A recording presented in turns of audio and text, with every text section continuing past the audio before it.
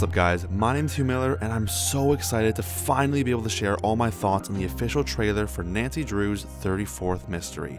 This last week has been such a whirlwind of stuff, so I've got a few videos coming out covering several different things. Before I dive in, I want to say that my website has been fully updated with all of the recent happenings, so if you missed anything, feel free to explore all the information about the latest puzzles, game information, and reveals that have come out over the week. The link to view all this info is in the description. I spent a lot of time working on it, sourcing pictures, writing descriptions, and taking screenshots, and that was one of the big reasons for this video being so delayed. For the purposes of time, I won't be showing the trailer in its entirety in this video, so if you wish to view it all the way through without interruptions, the link to it is also in the description. Alright, let's dive in.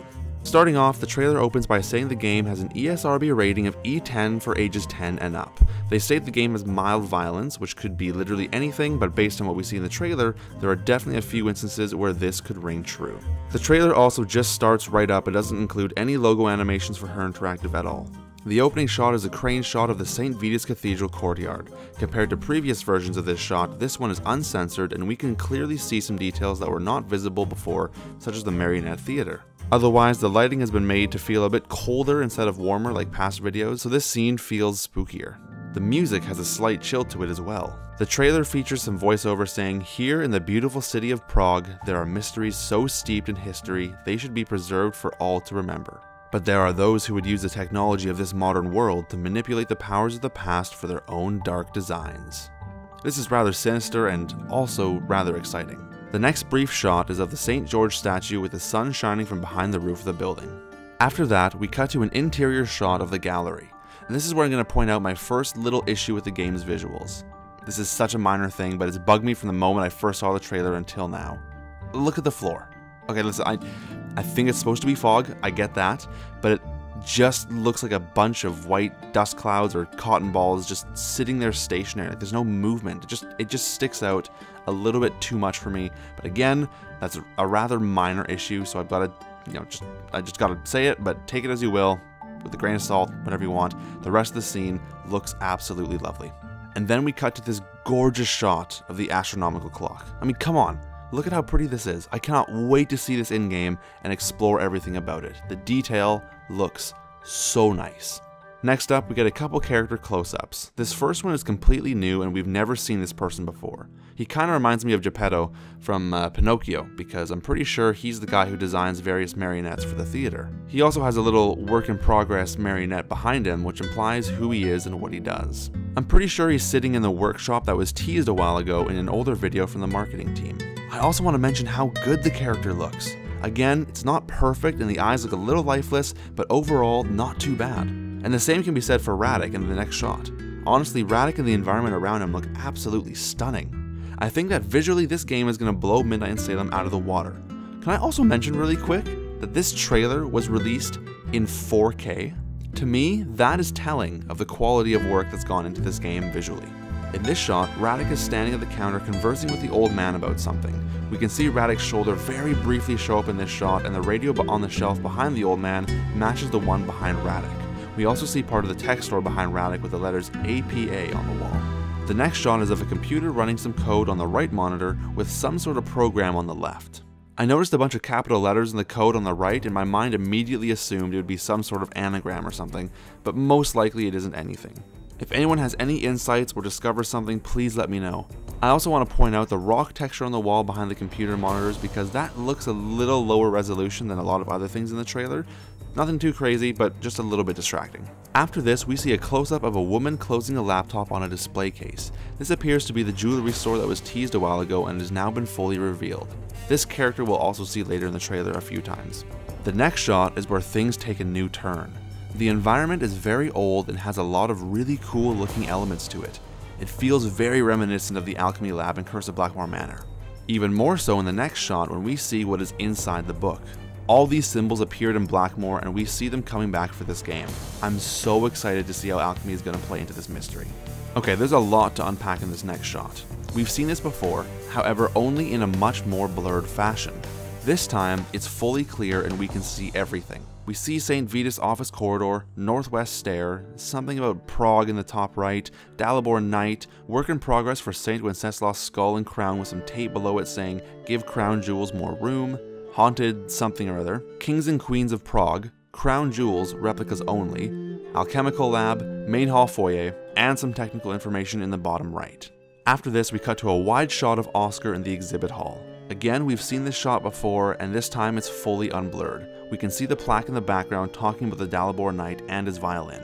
The next shot is of a 3D newspaper talking about the recent gem thefts. With the way it's being manipulated, I think it's pretty safe to say that the 3D object inspection feature is making a return. Hopefully it's a little more useful in this game.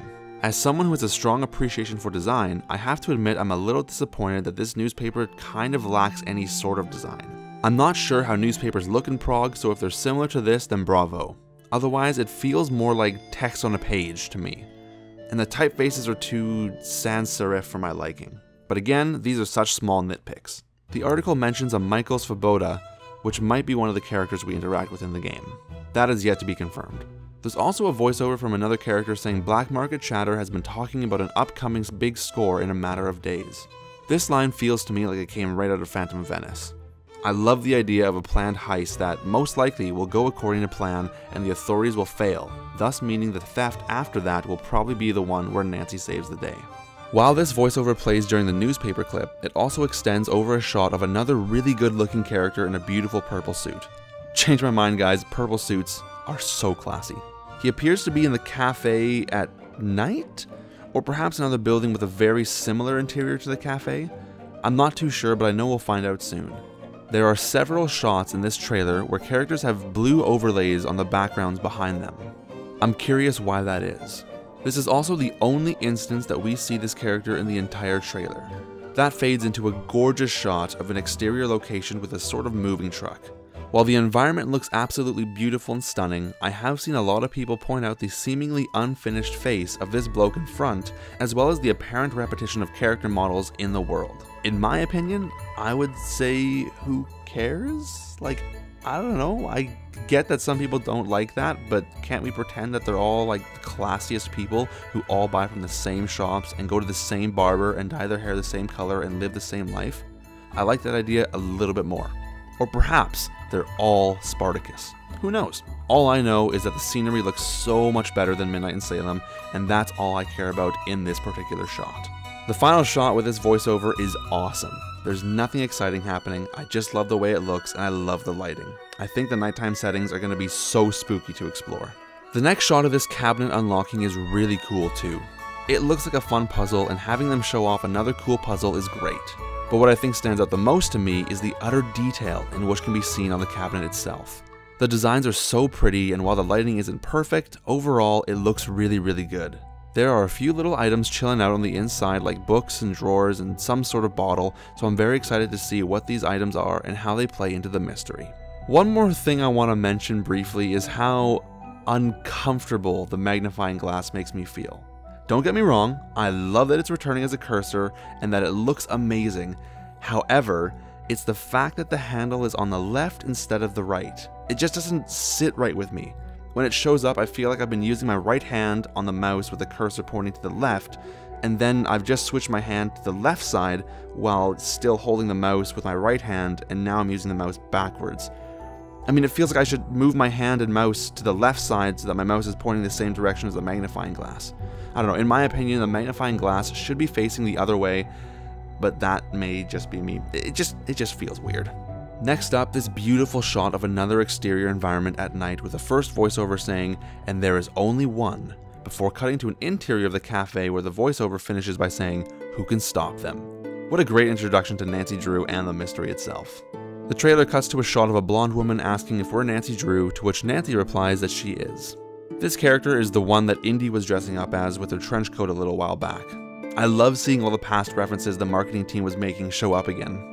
I have to say that while this character does look great and while their facial animations are fantastic, her hair feels a little bit stiff and kind of like it was pulled out of The Sims. But once again, a minor nitpick. A bigger nitpick that I'll bring up stands with her character animation as a whole. This could have been done just for the video, and I really hope that's the case, but you'll notice that before Nancy actually responds, this character's animation completely stops and freezes. I hope that won't happen in-game because that would be really weird and jarring for me. The next couple shots are of the barista in the cafe. She tells us to have a seat because she's been waiting for us. Another thing I want to bring up is that I really love all the characters, actors, and animations so far. I think they're all going to be super fun and interesting to interact with, and the barista is no exception. I love her look and her voice actor. I think she'll be the source of a lot of gossip around town. The next two shots show that this game comes from Her Interactive, but wasn't necessarily made by Her Interactive. I can't wait to see how long the credits list is for this game. After that, we have a shot of a letter coming out of an envelope from someone whose name I can't quite make out. The name is also on the letterhead, but I can't pronounce it. The letter reads, "Miss Drew, your ticket information is enclosed. The matter of my necklace that has now been replaced with fake gems is very confidential. It was my mother's necklace. My mother told me little about it. She rarely told me anything at all. You'll meet me at Prague Castle in the Hungerkünstler Cafe at the end of the courtyard. If you are as good as they say, you will find it. No questions until you arrive. Use this number only in an emergency. It could be traced." Nancy has a voiceover talking about what was mentioned in the letter, and then we cut to a woman's voiceover saying it was her mother's necklace. While we hear that, they cut to a shot of Nancy pulling a box out of a bag. Underneath the box is our first classic Nancy sighting in this trailer, a Cocoa Kringle. Thank goodness. If we watch this scene slowly, we can see that the box completely clips out of the bag as it zooms in. Another minor nitpick, but just the way she goes. We cut to a solved version of the puzzle box as a drawer opens and we see the necklace with fake gems. Let me tell you, it looks stunning. Absolutely beautiful. Whoever designed this did such a fantastic job. It's so pretty. The next shot quickly zooms in on an open safe with gems, jewelry, and other valuables inside. It's easy to miss, but this safe is behind the counter of some kind of store, most likely the jewelry store. There isn't much to get from this shot, but the fact that the safe is open means that Nancy has just opened it, someone's opened it for us, or this is shortly after a crime and it was found already open. The shot after this features more text saying, "The investigation is on." And in my mind, I finished that sentence with, "For an unearthly artifact in New Orleans." If you know, you know. We cut back to the cafe where this person, who I now assume is Adela, slides us a letter across the table. It's a list of suspects. The following visuals are a montage of all the main characters that we know of that we get to interact with in this game. Will there be more? Honestly, we won't find out until the day of release. But until then, I have to say that all these characters look so good and I can't wait until we get to talk to all of them. I'm very interested in all their stories and what they have to do with the mystery. The next shot looks so pretty. The lighting's fantastic, the fire animation is so lovely, and these massive doors look exactly like what can be seen on the cover art of the game. I'm thrilled to see what's behind them. Hey y'all, I was just editing this video together and noticed something that I consider to be pretty huge actually. When I was looking closer at this shot, I noticed there are 7 different keyholes in the doors. This is really interesting to me because that clearly means this has got to be like the final room or something. 7 keys, 7 keyholes, they've got to go here. Not only did I notice the 7 keyholes, but if you zoom in on them, you'll see that each keyhole has an image associated with it. Using the very limited angles we have access to, I was able to see a few of them up close. Starting at the top and going in a clockwise motion, we've got a sun, then what looks to be like a music note or something, some sort of alchemy or chemical icon, a planet, possibly an hourglass or something, a compass, and a knight's helmet. To me, these are all signifiers of where each key is located. For instance, later in the trailer, we see the book open up to reveal a key. That book had a compass-style puzzle on the front of it. We also see the knight in the trailer, so he must be protecting a key, or he possibly is a key. I'm sure the alchemy lab holds a key, the astronomical clock probably holds a key, and that might have to do with the planet icon. And the sun key could have to do with Elka, that puzzle box in the museum, or potentially something else entirely. Anyways, I thought this is just too fantastic to not mention, thus delaying the release of this video even further, so for that I am sorry, but we'll just keep on with the video right now. The trailer cuts to a shot of the card that was shown earlier in the character montage, now on the ground, then zooms out to see some footprints. These footprints look like someone has just walked through paint and stepped all over the place, so I'm gonna knock a few points off for realism there. Unless of course they were walking through paint, in which case, good job. Next up in the shot list is a spooky look at some sort of underground tunnel. My guess is that this is below the castle in some fashion. It does feel very similar to the tunnels in Mid, however this time there's actual lights. It's still spooky with the metal gates, and it does kind of feel a little bit like Outlast. Quite a stretch to compare this game with Outlast, I know, but that was the first thing that popped into my head when I was writing this video. After that, we see another museum interior shot with more text saying, "In the new Nancy Drew mystery." Again, nothing incredibly exciting happening here, just a pretty environment. Next up, we get a closer look at this character who I think runs the jewelry store. Either way, you cannot tell me that she doesn't look exactly like Lady Mary Crawley from Downton Abbey. I mean, come on y'all, that's just ridiculous. I can't look at her and not see it. Wouldn't be surprised at all if they based this character off of her. Here's an interior of the jewelry store. Again, it looks really nice, looks really great, but there's not much to get from it. The next shot we see is of this older man who once again looks and sounds amazing. I can't believe how they nailed these characters compared to Midnight in Salem. I'm not sure where he's currently located, but it could be somewhere in the castle or the museum. Also take note that he is now in a different location than we first saw him in earlier. My guess is that several characters will be moving around to different locations throughout the game. I think it would be really cool if a few more were moving around in real time and we could catch them as they were moving locations and talk to them like in the hallway or something. While Nancy is talking to this character, the shots change to another puzzle. I'm very curious about this one because you'll notice the wooden panels surrounding the center part of the puzzle all have different designs on them.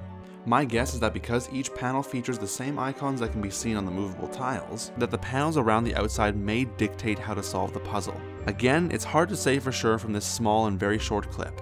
Once the clip ends, there's a very brief shot of a secret door opening in a rock wall. I love secret passages so much and I cannot wait to see where this one goes.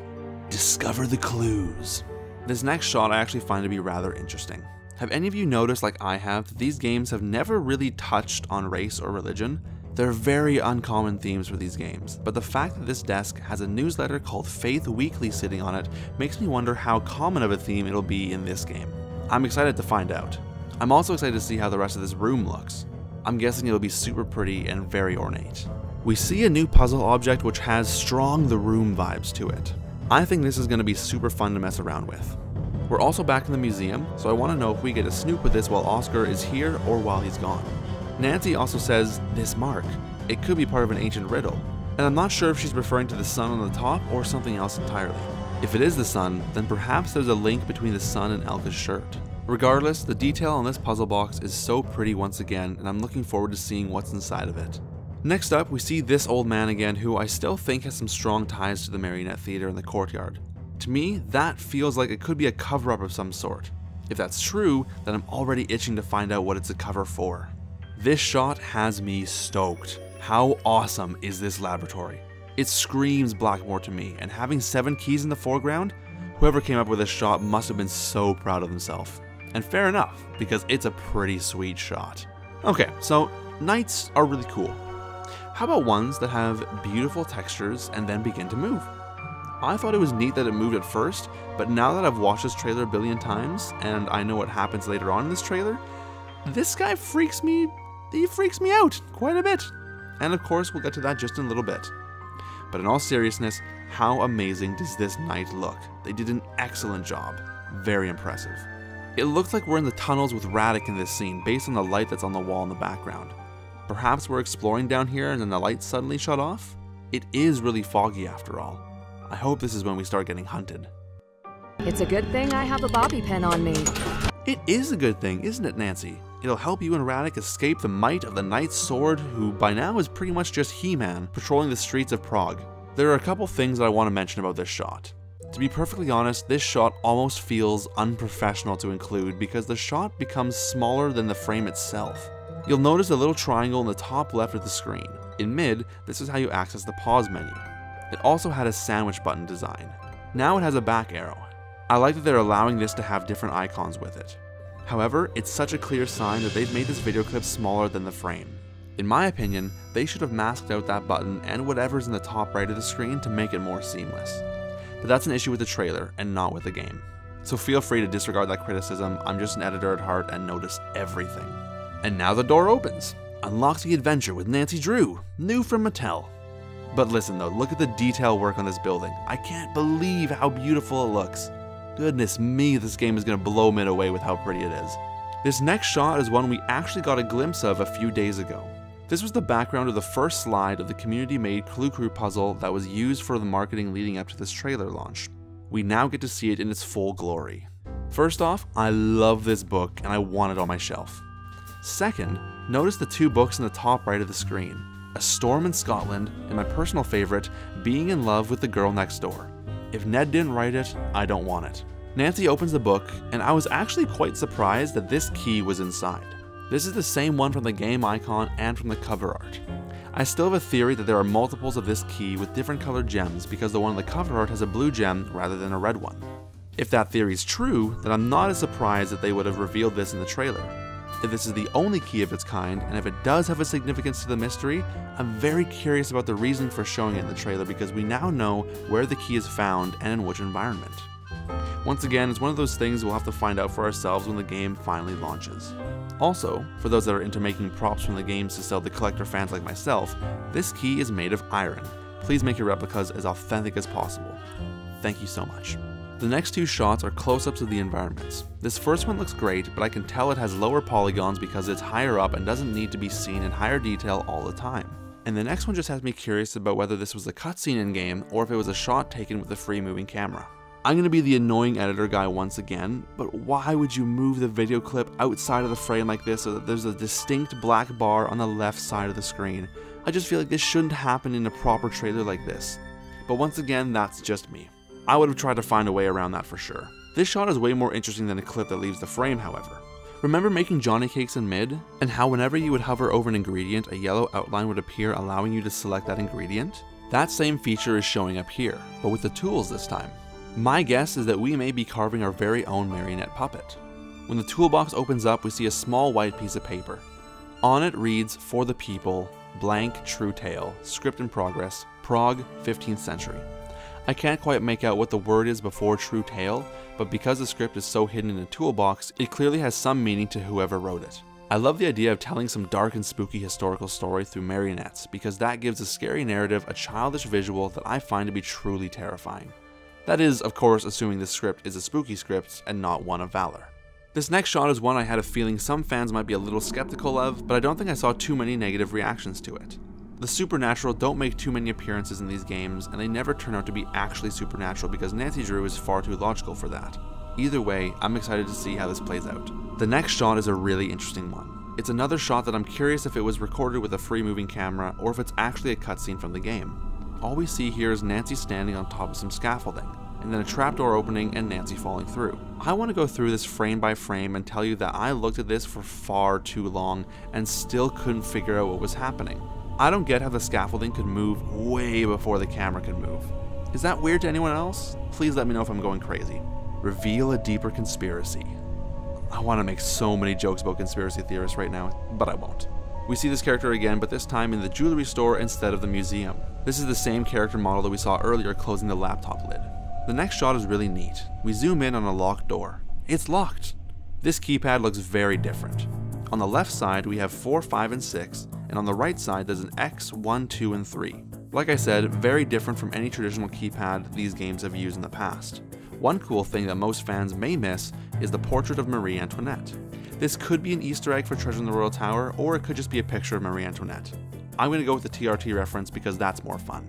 Next up is a brief clip of the barista saying "trust no one," and then the trailer cleverly cuts to the suspects tab of Nancy's journal. I'm so excited that once again Nancy's having a physical journal, because that's just so essentially Nancy to me, and I'm so excited about it. They flash through the characters we see on the left side of the journal. Notice we have suspects, clues, and achievements tabs. Looks like we'll be handling a lot of aspects of this game from the journal. However, it's still unclear about whether or not there will be a task list, and if there is one, we don't know if it'll be in the journal or someplace else. The third character on this list is the one and only Hans Feiersinger, or I don't know how to, that one last name. The man works at Second Shine for the finest quality. Not sure if it's the finest quality shine, or jewelry, or maybe it's a false advertisement for a car washing business. Who knows?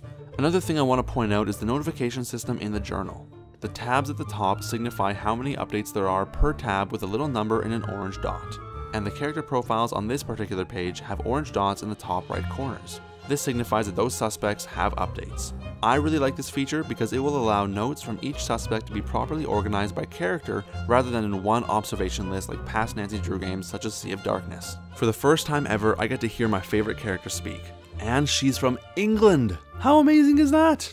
Her accent doesn't sound perfect, but I like her voice and I can't wait to interact with her more and see what kind of role she plays in the game. Okay, this next shot is interesting. We see another puzzle, and I have to admit this doesn't feel super pretty looking, but I think it'll function pretty well. This puzzle has 3 levels, and it looks like you need to clear out specific icons with a limited amount of moves. This puzzle also feels like classic Nancy Drew to me, so I'm all in for this. The background environment looks like it's in the tech store, but it's hard to say for sure. It would make sense because this looks like Elka's laptop. even though the text in the log on the left actually says Nancy. I also see John's Secrets and John Media and USB. Perhaps we're trying to break into someone's heavily encrypted USB stick? All of a sudden, this guy shows up. He looks rather metallic, actually. I'm curious if there's any historical relevance to this guy, or if he just ties into the game somehow. It is the puppet of death. Oh, well, in that case, that makes sense. He's extra scary. Here, we have a skeleton in a cage. I'm actually rather curious about this guy. The cafe is called the Hungerkünstler Cafe. There was a German story called Ein Hungerkünstler, which translates into a hunger artist. In this story, a person puts themselves on show to fast for lengthy periods of time in a cage. Many people didn't believe that he was legitimately following his fast and continued to lengthen his fasting time to try and gain more popularity. I'm leaving a lot out, but the guy does die in the end, and this spooky scary skeleton most likely doesn't have anything to do with the story, but it's just a fun theory I've been thinking about. Speaking of spooky stuff, look at this next shot. How scary is that? Mr. Knight in shining armor now has a black cloud of something surrounding him, and he's literally walking towards Nancy. If this game has several moments of being hunted by this guy, I will scream. It really is giving me flashbacks to Outlast. And then we get this sequence? No, I'm sorry, no. That's some spooky stuff right there. I literally was not expecting this game to be so spooky, but don't get me wrong, I'm super excited about it. This next shot is pretty interesting and has a lot of things to look at. First off, I believe this is the first time we see Radek without his shoulder bag. Second, the little marionettes in the background are so cute, and I would love it if someone were to make these so I could buy them. I also really like that they have concept art for Radek just chilling out on the wall. This must mean he works for the Marionette Theater. And finally, this little advert right here is for antique puppet restoration featuring our very own Chantilly Hildegard from Last Train to Blue Moon Canyon. Now, this may be a dumb thing to make mention of, but last I checked, Chantilly was a doll and not a puppet. Either way, the quality of the posters, marionettes, and the theater itself all look really good, and I'm very impressed with how much detail there is. You'll also notice the sign saying, "Coming soon, for the people." And this is referencing the script we saw earlier in the toolbox. Next up, we see a montage of awesome shots. First up, characters that don't understand how fog works. Then, sinister Oscar with blue, followed by a speedy shot of the astronomical clock. Adela is slamming the barista's table, Nancy's running, Elka's looking, cameras are spinning, spiders are crawling. Wait, spiders? I don't like spiders. Fire's burning, clocks with beautiful art and details are spinning, and we finally see the log from the cover art glowing and opening and... Sometimes the past Something's following me. should remain in the past. We conclude this trailer with terror and intrigue. Like, bro, come on. How amazing was that? This game just looks so good and it comes out in less than 3 weeks. Well, y'all, what do you think about this trailer? Personally, I'm stoked. I'm very excited. I think that what they've got here is going to be an excellently crafted Nancy Drew game that I believe will easily stand next to some of the classic games that we all know and love. Could I be wrong? Absolutely. Do I want to be wrong? Not in the slightest. To me, this game has been so consistently making me happy and excited with almost everything that's been shown. I don't remember feeling nearly this happy with everything that was being released for Midnight in Salem. I've got several more videos coming out discussing multiple more topics, so stay tuned for those. But that pretty much wraps up this video. Thank you all for watching, thank you for your patience while I worked on getting this made and put out, and please let me know your thoughts in the comments. What did you love? What did you hate? I want to hear it all. Thanks again, and I'll see you in the next one. Have a wonderful rest of your day.